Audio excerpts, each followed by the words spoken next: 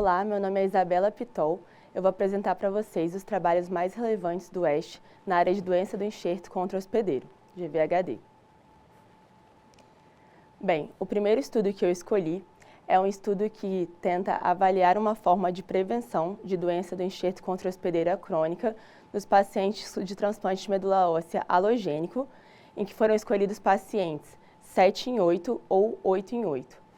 Como que eles fizeram? Eles fizeram um estudo duplo cego, randomizado, em que foram aplicados 1.000 miligramas intravenosos de obinutuzumab nos meses 3, 6, 9 e 12 do pós-TMO, ou os pacientes receberam placebo.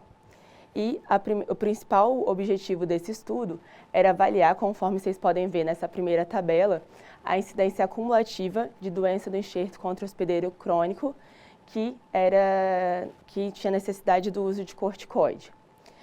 Então, essa estratégia visou reduzir a necessidade do uso de corticoide e mostrou uma boa tolerância.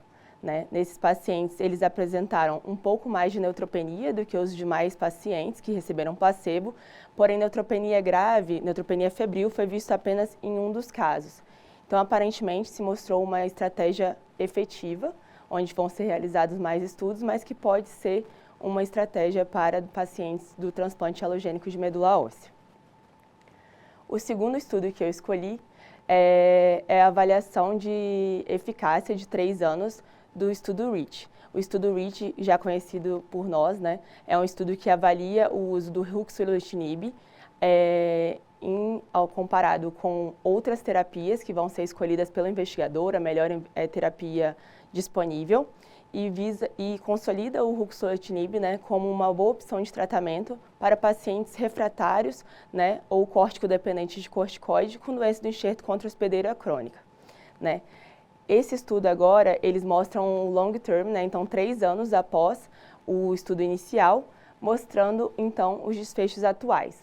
Após 3 anos, então, o principal objetivo, que era failure free survival, a ausência de recaída, em 3 anos continua mostrando maior eficácia com ruxolitinib em relação aos demais pacientes, então 38,4%, o que já era o que mostrava inicialmente, nos 12 meses, e agora até tem uma diferença maior.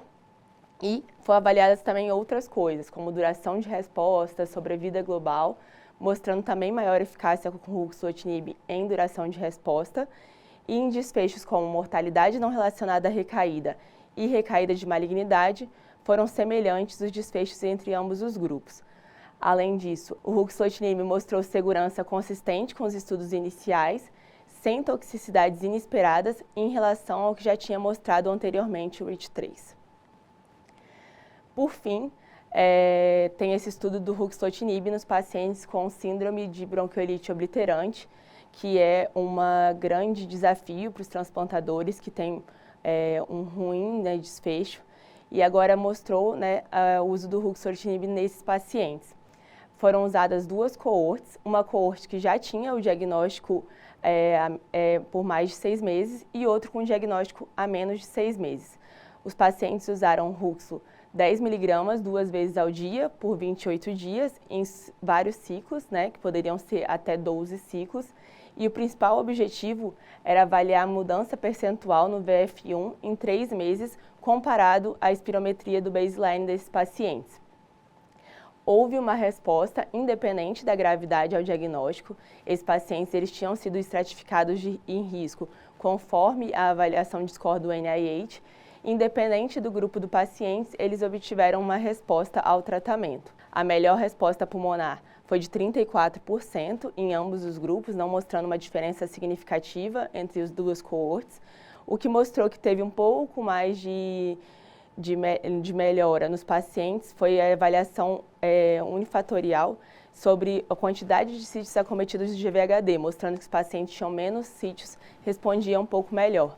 Mas fora isso, não teve grandes diferenças em ambas as coortes. E a maioria dos pacientes dos estudos, o que ultrapassou um pouco de 50% dos pacientes, conseguiram reduzir ou descontinuar o uso do corticoide. Então, se mostrou como o ruxolitinib eficaz para GVHD crônico de pulmão, teve complicações infecciosas que ainda estão tendo uma análise um pouco mais exploratória, mas se mostrou como uma opção de tratamento para esses pacientes. Esses foram os trabalhos mais relevantes da área de doença do enxerto contra o hospedeiro, e muito obrigada.